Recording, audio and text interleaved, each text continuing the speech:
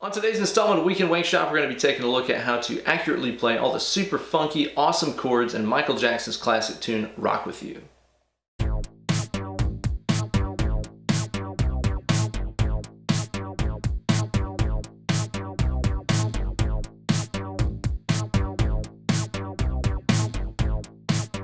Hey guys, and welcome to this week's installment of Weekend Wankshop. Here with your best buddy in all the known multiverse, Uncle Ben. Rock With You is one of my favorite classic Michael Jackson tunes, and it features a great funky guitar part. And it's either by David Williams or Mario Henderson. Apparently there's some debate about who's actually on the track. But I recently found on YouTube the isolated rhythm guitar track that was originally recorded for the record, so I decided to deep dive into it and learn exactly what all cool chord voicings are being used in this song. The song has about 6 different chord progressions in it that we're going to be taking a look at today. I recommend playing like a Strat style guitar, preferably like on the neck pickup, on a clean tone with a little bit of compression on it. It's in standard tuning, even though most of the tune is in E flat, which is kind of strange. And as always, you guys can find charts for this over on my Instagram page over at benellerguitars, so be sure to find the tab for this week's lesson, learn how to play it, then upload a video of yourself shredding through it with all your funky might, along with the hashtag Weekend Wankshop. If this is your first time attacking something really funky like this, you're going to have a lot of fun with it. And the best tip that I can give you is to stay super loose, especially with that picking hand. Use a thinner pick. I'm using like a .88 gauge pick right here. Use something that's got some flex to it that kind of sounds like, you know, a baseball card and bicycle spokes whenever you strum hard with it. That's going to help you stay good and loose. And the best way that I would describe the kind of motion that you make whenever you're doing this kind of strumming is think about it like putting out a match. You know, whenever you put out a match, your wrist and everything is super loose and relaxed, just like that. So be sure to stay super loose and chill whenever you're playing this stuff.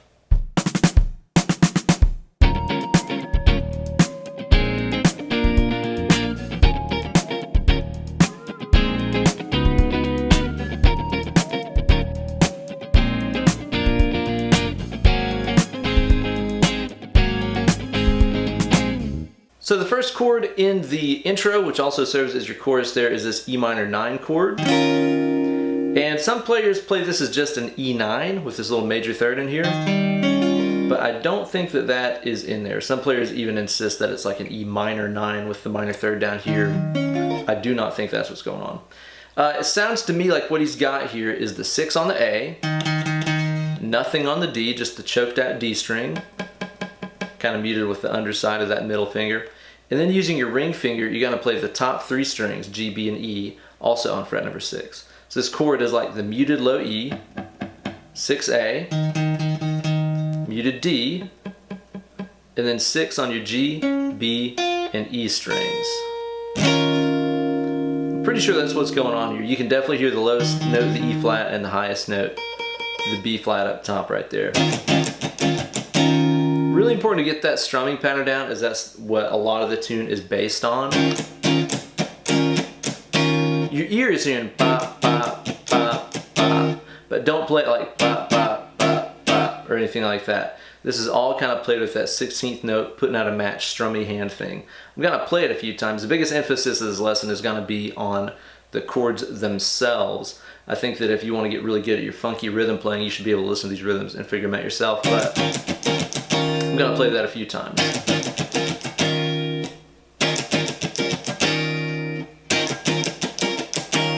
Notice that in between there, all that I'm doing there with those muted strums is just loosening up my grip on the chord. So I'm not letting off, I'm not changing my grip, so I'm just muting like that. I'm just letting the fingers loosen up. Be sure to keep that low E string muted out, or else it'll sound really rough in there. Now, the rhythms that I'm playing here, he changes them up the whole song. That's one of the fun things about funky stuff like this, is that the rhythms aren't super set in stone. So don't feel, you know, like you're really locked into only playing that rhythm every single time. You can make little variations like that, and that sounds fine. So after the E minor 9 chord right there, we have this move. Okay, now what I'm doing here is this first chord, think of as a B flat 11 chord. And there's a couple different ways that you could play this. The grip I'm using right now will be the most comfortable for a lot of players. Up top, this kind of feels like you're playing a common A flat bar chord, because I've got the 4th high E, the 4th B, the 5th G, and then with my little finger, the 6 on the D. That right there is just an A flat chord. But with your ring finger, you're gonna grab that 6 on the low E as well. So you have a B flat in the bass. Hall & Oates love these 11 chords like this. So again, make sure you got that A string muted out. Another way to play this grip is to use your thumb for the bass note. So you got 6E, nothing on the A, 6D, 5G, 4B, 4 high E. Then the next grip here is just a B flat major. So you can see I'm using my thumb again for the bass note. I got my 6 on the E string, choked out A. I've got my D here on 8, G7, B6, high E6. So that sounds like this. E flat minor 9 here, B flat 11, B flat major. Next, go back to the E flat minor 9, your B flat 11, and then what I did right there is I moved this entire grip up to being D flat 11. So all that I've done is I've taken that grip that you learned a second ago, either like that or like that, and moved it up 3 frets. So I've got 9E, nothing on the A, 9D, 8G, 7B, 7 high E. So now we should have this.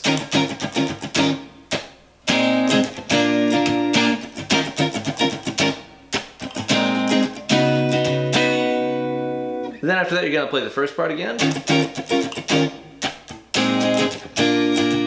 before we play this section.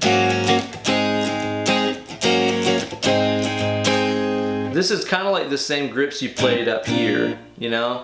B flat 11, the B flat major. It's just moved down to A flat 11 and A flat major like that. So my grips are 4th E, nothing on the A, choking it out. 4th D, 3rd G, 2nd B, 2nd high E. Again, I love that sound. And then you're just basically moving the whole triad up top, up a whole step while keeping the same bass note.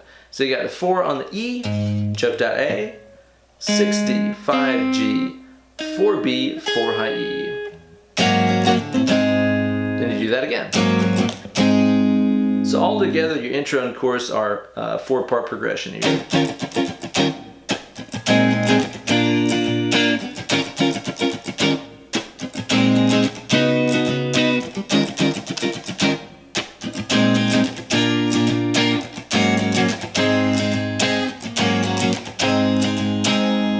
And I'll say too that a lot of times, which is pretty typical of a lot of funky strumming stuff like this, dude drops the bass notes a lot of times.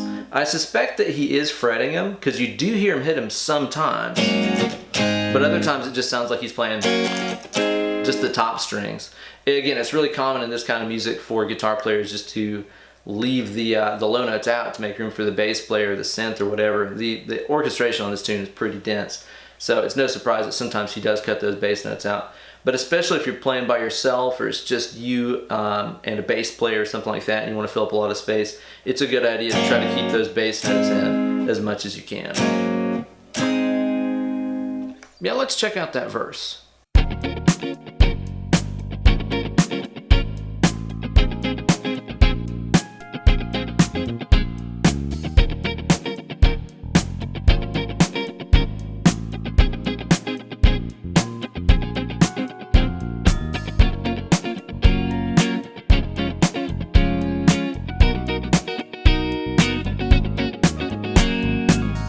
Okay, so your verse is going to start off with that same E flat minor 9 grip that you're using in the intro. So we're going to play nothing on the low E, 6A, nothing on the D, and then 6 on your G, B, and E strings up top right here. We're going to play that long funky strumming pattern twice there.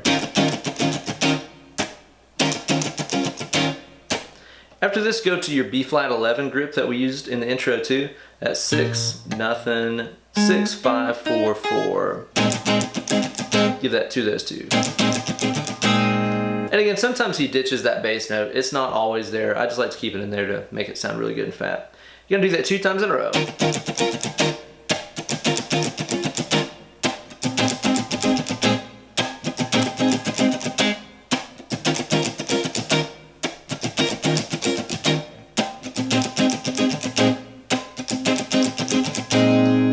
plays this really cool turnaround that I really like.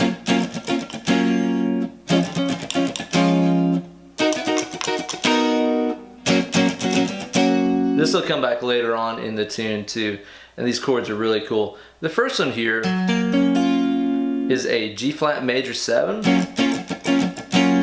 and that's played by playing nothing on the low E. You might even want to use your middle finger to like mute the low E, or your thumb if you can wrap it. So you're gonna have 9 on the A, 8 on the D, 6 on the G and B, and it doesn't sound like he's playing the high E string on this chord, but if you do accidentally grab it at 6, that's cool. Sounds good anyway.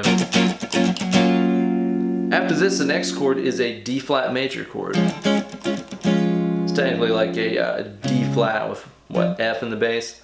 So this grip right here is going to be 8 on the A, 6 on the D, 6 on the G, 6 on the B. The song has more 6-6-6 in it than a Iron Maiden song or something. So your G flat major 7, D flat major. This next chord is B major 7. This is a nice little stair step shape on the top 4 strings. I've got nothing on the E or A, and then on the D string I've got 9, G8, B7, high E6. And then this was the really surprising voicing for me, because at the end of this it almost sounds like something is implying like some kind of like a sus kind of thing, but the guitar is just a straight up major chord. It's just a G flat major chord, kind of using your C grip if you're familiar with the caged system. So that's going to be 9A, 8D, 6G, B7, and high E6. 9, 8, 6, 7, 6. Sometimes I see people play this grip down here, which sounds fine too, and that's also, you know, the same chord. 2, 2, 3, 4. But to me, if you listen really closely, you can hear that telltale B flat note up top. I kind of like to use Rick Beato's system for figuring out chord voicings, where I picked up this great tip from Rick's channel where he said every time you're trying to listen to chords and figure out what they are, listen to the lowest note, listen to the highest note. That'll help you determine everything that's in the middle. So I use that method whenever I was figuring out all these chords. I just heard the bass note, I heard the highest note, and then try to figure out everything in the middle. It's like it really shortens up the scope of what all possible notes could be going on. So your turnaround at your end of your verse there is going to be your G flat major 7, D flat major, B major 7, and your plain Jane G flat major, which makes the entire verse like this.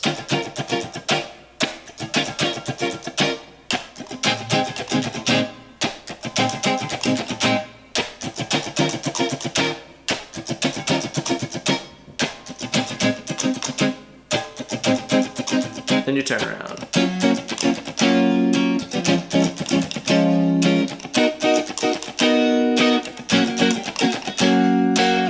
Now let's scope out those funky chops in the pre-chorus.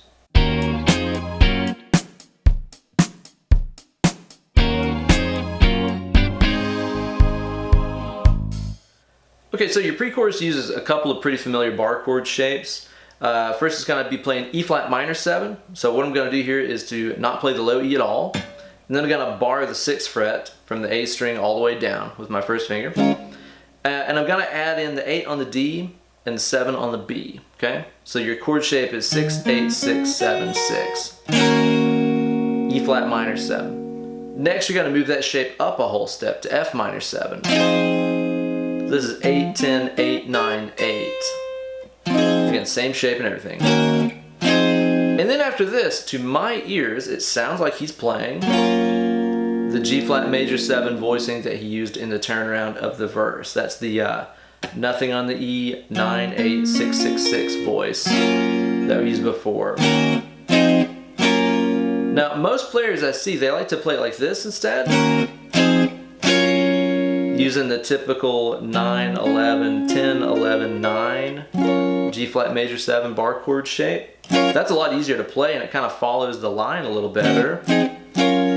but to my ears, I swear it sounds like he's using that voicing right there. There's something to me that's very different about hearing a chord that has root and third down at the bottom, then a chord that has root and fifth at the bottom. To me, that sounds much more like a power chord to my ears, you know? So whenever I hear that voicing, it's a much softer sound, and that's a little bit more harder edge to my ears. Again, it's not the end of the world if you play it that way instead, but to my ears, it sounds like that G flat major 7. So we got E flat minor 7, F minor 7, G major 7. And then the next set of punches is going to go like this. You're going to play the E flat minor 7 again, F minor 7, and then this. Now, this is going back to that plain Jane G flat major chord shape we used earlier. Again, the C-shaped one. Nothing on the E, 9, 8, 6, 7, 6. And then come up a fret to G major, and then come up another fret to A flat major. So you have, and then the next set is going to be, and again, I see a lot of people just play regular major bar chords, which is fine, but if you listen really close, you can hear these telltale high voices up top. And again, the lack of that, you know, root and fifth in the bottom to me is a telltale thing too. So that is the pre-chorus of the tune. So far you've had the intro, you've had the verse, and the pre-chorus. After that it plays the chorus, which is identical to the intro. There's another verse, which is just like the first verse. There's another pre-chorus, which is just like the first pre-chorus. Except that it almost sounds like, instead of doing the major 7 right there, if you listen really close on the isolated track, it sounds like he might have just played a regular major, like that. Again, it goes by so fast, it's nearly impossible to say, and I don't think it was like intentional or anything like that. So for all, you know, means and purposes here, just a copy and paste of the verse and pre-chorus and second chorus. After that, we get to the bridge section of the song, which is the good kind of funky, dancey section of the tune. So let's check that out.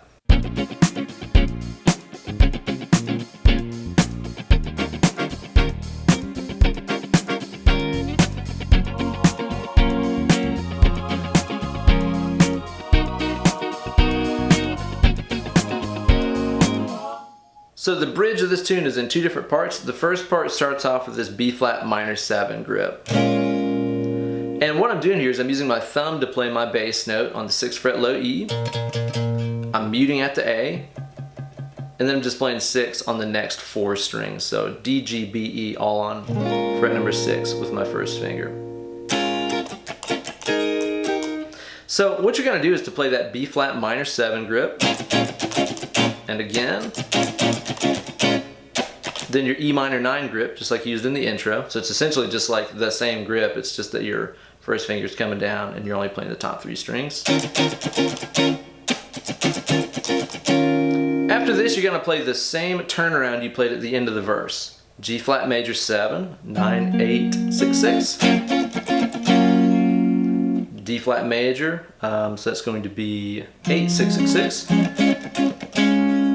B major 7, 9, 8, 7, 6. And then that plain Jane G flat major.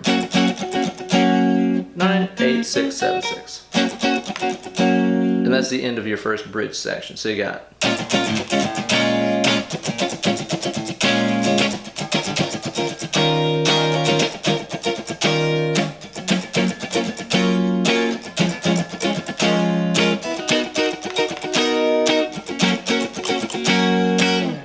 After that is where we enter into the really funky dancey section of the song, which is kind of like the verse.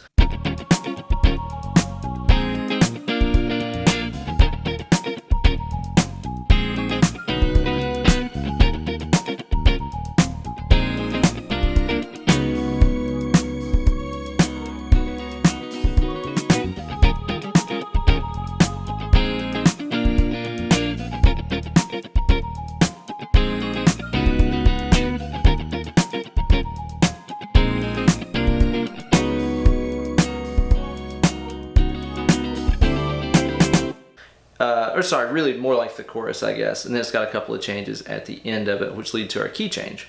Now what we're going to do here is we're going to play the E flat minor 9. So that's our nothing 6 nothing 6 6 6 grip. B flat 11, B flat major, again just like the intro. After that, E flat minor 9, B flat 11, D flat 11, again just like the intro. Then you're gonna have this section right here.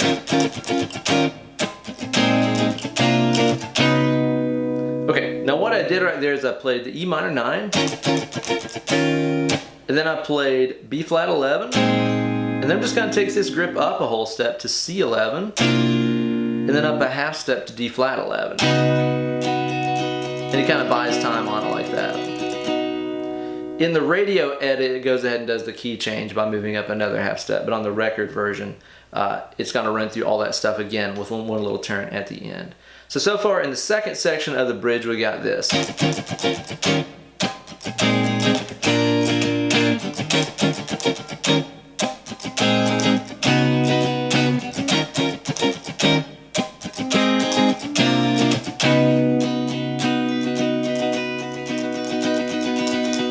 And again, sometimes he ditches those bass notes at the bottom so you can just play regular triads up top, moving up like that. After that, you go through all the same stuff again. Okay, so and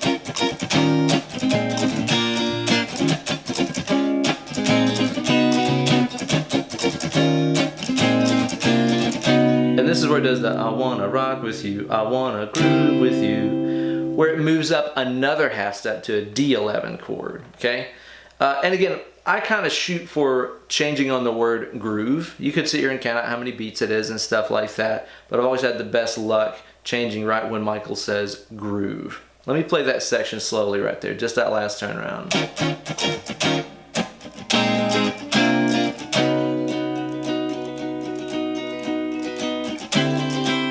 You'll hear it on the record. Again, just shoot for this D11 on the lyric groove. And again, that grip is just the same shape I've been using. You could use the thumb, you could use the ring finger on top. 10, nothing, 10, 9, 8, 8. That leads you to the last chorus of the song, which is just like the chorus, only it's moved up a half step. Everything modulates up a half step from E flat minor to E minor. A little bit more guitar friendly key.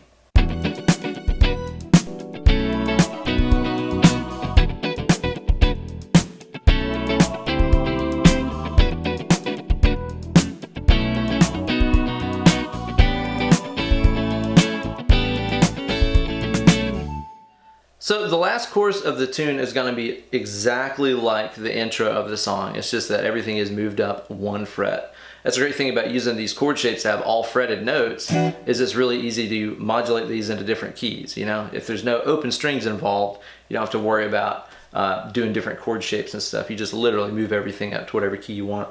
So the first chord here is going to be E minor 9. So that's going to be nothing, 7, nothing, 7, 7, 7. B11, 7, nothing, 7, 6, 5, 5. And then B major. 7, nothing, 9, 8, 7, 7. For that B major grip right there.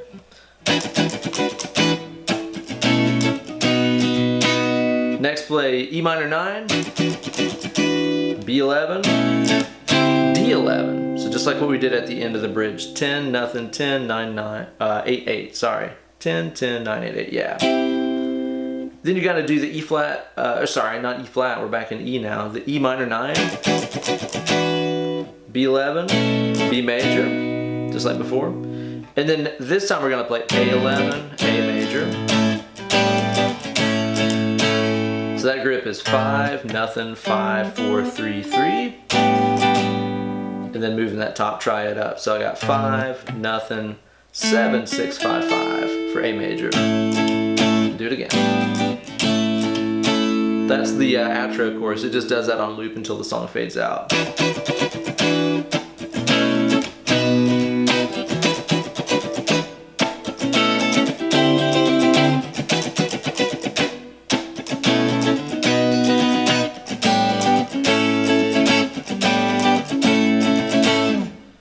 There you go, guys, a hopefully quite accurate look into what it takes to play one of the most slick, funky rockin' tunes in pop music history. Really, really like this tune. And you know, there's a lot of different lessons for this on YouTube, and you'll see a lot of other guys playing these chords differently. I tried to play this exactly like the chord voicings that are on the record and stuff. But this is one of those areas where, you know, to me, tunes like this, it's not like a Metallica riff or something like that, where if the notes are wrong, you're playing the riff wrong. You know, if you're playing it in the wrong position, it sounds different, the riff is wrong. It's not as black and white like that. That's one of the fun things about tunes like this and like Steely Dan songs and stuff like that. The orchestration is so big that a lot of times what you're playing as a guitar player is only a small, you know, little snapshot of the entire big picture of harmony that's going on between those string sections, and there's like French horns and tuba and all kinds of stuff on this song that are painting this really big melodic landscape. And sometimes here we are playing a major chord, right? But surrounded by all this other stuff, it sounds like way more is going on. So I think in a lot of other people's transcriptions of this, they're just trying to paint a broader picture of the sum total of the harmony. So yeah, it's not even that all those different versions of that are wrong or anything like that. To me, that's the fun thing about learning tunes like this, is it's a little bit more open for interpretation than a classic thrash metal tune. But like I said, I'm just trying to match the record as close as possible for this lesson. So hopefully you guys enjoyed this and got something good out of it. You guys can like this video and subscribe to my channel. You can also follow me on Instagram at benellerguitars, or over on my Facebook fan page at facebook.com/UncleBenEller. And if you're interested in booking some one-on-one Skype lessons with me, be sure to drop me an email, benellerguitars@gmail.com. Thanks again so much for watching this video. Now get away from the dang computer and go play some guitar. Less clicking, more picking.